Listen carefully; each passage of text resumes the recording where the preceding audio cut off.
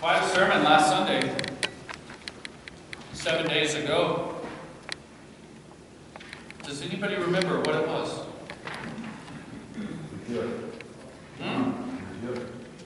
The gift of our seminary class in 1992. Does anybody remember? Thank you, Jan. Does anybody remember what the gift was?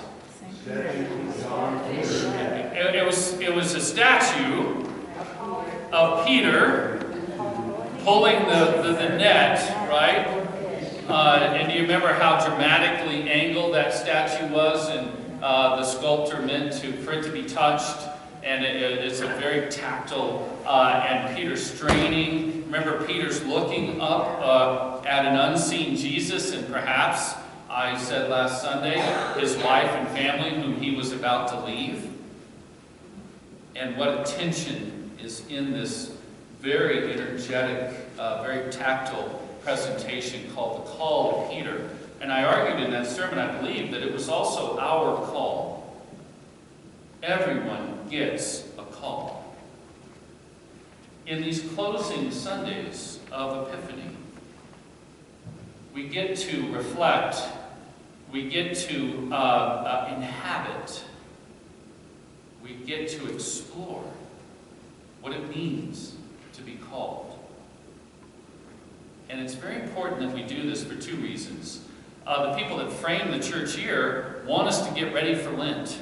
I wasn't just speaking to the children. I was speaking to myself and to you. Given the year that we've had, given the winter that we've had, does anybody think Lent is going to be pedestrian and boring this year? I mean, honestly, there's a lot in motion. There is a lot under review. There is a lot significant that is in play all around us and in our families and in this church. Lent's going to be a big deal. God's going to knock on our door. And we need to be ready. And these Sundays, these few Sundays, get us ready with some beautiful scripture readings about what it means to be called. One of the most comforting images in the entire Bible, you heard it in Psalm number 1. The people that set all 150 Psalms in the Psalter, they wanted to give us a picture. If we were to inhabit the world of those Psalms, what's the result? Where do you end? Where do you land? Does anybody remember? You heard it about 5 minutes ago or less. When we follow God's Word, we're like what Psalm 1 said. He used a very striking, dramatic image. It's an image that many of you love in this valley. What are we like? The psalmist said. You can look, actually, if you want to cheat. We're like trees planted where? By streams. Is it just water? Is it something else? Is there living water? Is it? Streams of water? And what happens to trees in the ancient world that are planted by reliable sources of water? They bear good fruit. They bear a lot of fruit. And they do something else. They don't wither. And friends, I'm here to tell you, oh, there's young ears, so I'll back off what I was going to say.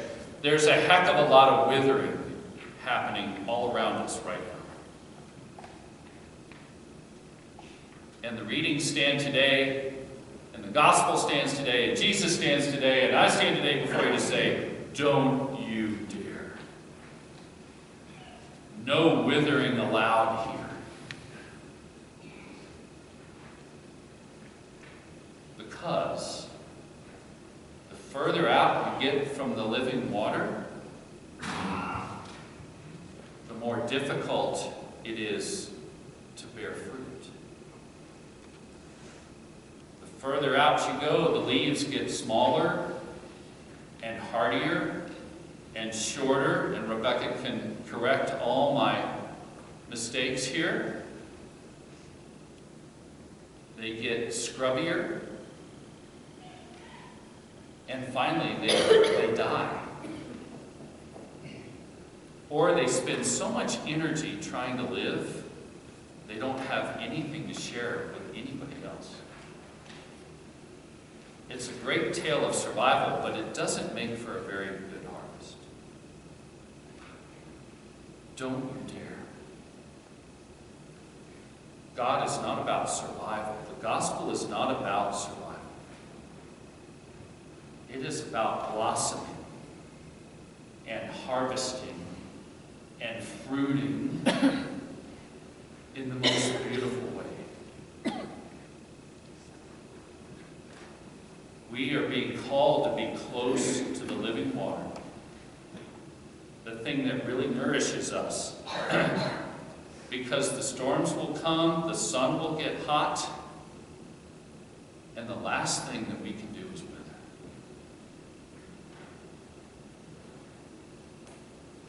The reading from Corinthians reminds us about what's close to the water and why that water is so terribly important. When I drove to Salina, Kansas some months ago, does anybody remember when I went to our Jeff and Sherry Denton, beautiful family in Salina, Kansas? Sherry was on her deathbed. I came to give her communion and to anoint her. We made a house call in Kansas. I stopped at the Walmart in Salina, and I bought one game. I bought one of my favorite games in the world. It's a Christian gospel game, although you may not know it. The game is called Kerplunk. Now, if you want to understand the gospel, you've got to play Kerplunk. Raise your hands if you've ever played Kerplunk. It's a long plastic cylinder with small holes in it. Watch the hand. Well, a long plastic cylinder with small holes in the middle. And it's held to a small tray at the bottom. And so there's a little hole at the bottom of that cylinder. And there are all these plastic straws that you place before you start the game. You place all these straws in the middle of the cylinder. This is worth the payoff, I promise. And then, when all the straws are in the middle of the cylinder, push through, you pour marbles through the top hole, and the straws hold the marbles up. So one by one, you take your turn with Kerplunk. You turn the cylinder so that the hole at the bottom is pointing towards you, and you pull out the straw, waiting to see if the marbles will move. Oh, the first couple are easy, but then you get into the meat of the matter. And you pull out one by one, and everybody knows that at some point you're going to pull out that one straw. And what happens when that one straw is pulled and the little hole at the bottom is facing you? Kerplunk. Lots of plunk. And yes, those marbles come falling down the tube. They come exploding out that little hole, and they come right at you. And you've lost the game. Paul, the Apostle Paul, knew how to play Kerplunk really well. It's a totally Christian game.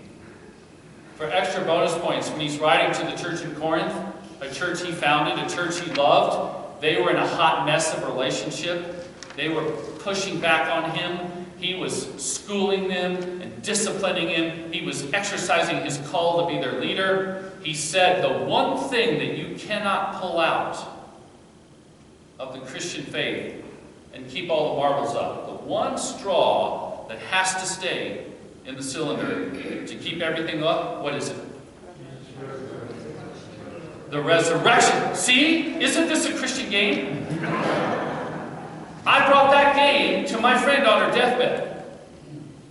Because it's the best game in the world to teach you that the one thing that all the marbles hang on is the resurrection of Jesus. Now you don't know, because maybe you didn't have time to go to seminary. You don't know that they were confused in Corinth. They were starting to ask questions about what really happened on the cross. They went to go see Greek plays every night where people were wounded and killed on stage, only to miraculously appear minutes later. They began to wonder if the death of Jesus was staged. They began to ask if he had literally fallen asleep, meaning not dead. They had seen healers in the ancient world resuscitate people. Haven't you seen that at Vail Health? Vail Health can do an excellent job resuscitating us. They do it every day. Resuscitating is taking someone who's alive and giving them their life back. And Paul says that's not what the Christian faith is about at all. God doesn't give us our old life back. God doesn't polish it off. God doesn't dust it off. God doesn't make good people better. That's the Rotary Club. You're sitting in the wrong place if you're looking for better. God takes broken, wounded people and gives them a brand new life. That's the straw that holds up everything else in the Christian faith.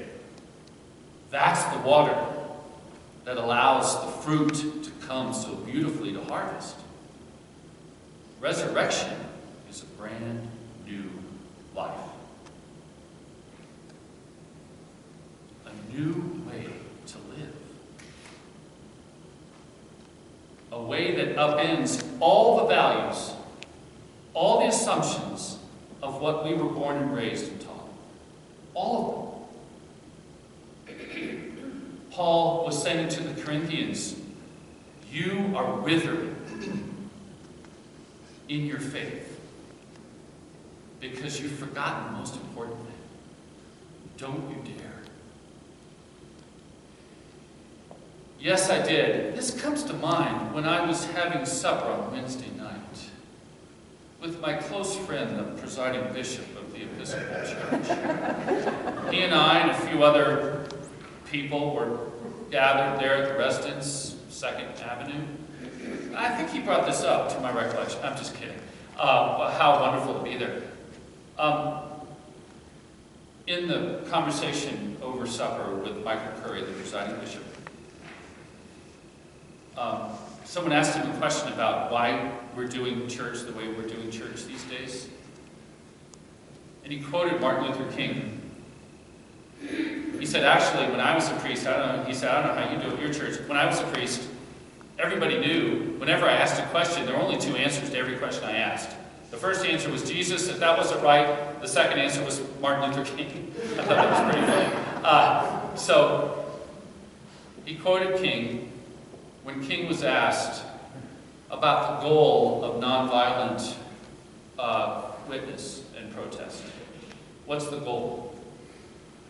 King said shockingly, the goal is not justice. The goal is to be reconciled one to another. The straw that holds everything else. Paul said the goal of the Christian faith is not to live a good, clean life. The goal is to be resurrected with Jesus and to live a resurrected life. And if we're not doing that, Paul says, all the marbles fall down, nothing else matters. It all goes kerplunk. Have you heard kerplunking in the valley lately? There are a lot of people, marbles are falling down, and it's kind of ugly. Paul says, keep the straw in place, and everything is held up so beautifully. Then we get to the gospel to close. Everybody know the term, if you're Catholic, Barbara Jean, help everybody out here just a second. If you're Catholic, what's the term for these beautiful statements? Blessed are the poor, if you're really English, the poor. The Beatitudes, aren't they lovely? Blessed are those who hunger. Aren't you feeling good? Blessed are those who are beaten and trodden down. Blessed are those who are crushed in spirit. Blessed are those. And Jesus is saying this to people. They're going, what? What? Nobody's blessed like that in the Roman world. Those people are forgotten. They're the least. They're the last. They're gone. Jesus says, no, no, no. In God's economy, those are the people that God cares about. Everybody with me? Doesn't that feel great? Yeah, in Matthew's gospel, it stops right there. Did I continue today in Luke's gospel? What's the word I used repeatedly? Whoa. And yes, if you ride a horse, that's exactly the sound. Whoa. What were the woes addressing? Please? You can look and read if you'd like. They're not in Matthew's gospel. Matthew didn't have the stones to do this. Luke did. Riches, laughing, fullness, comfort. Jesus said, if you think you're good, guess again. We're going on a journey where every comfort you have is not going to work. Fruit being planted by that water does not excuse us from the cares of the world. Loss and pain are part of the deal. That's part of the gospel. Did I say that we're getting ready for Lent?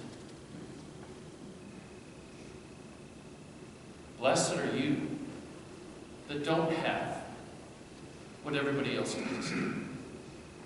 Woe to you if you think you have what you need. It's a very interesting gospel about the values that God holds versus the values that we think God says. I love this version, Luke's version of the Beatitudes, because it includes the rest of the story.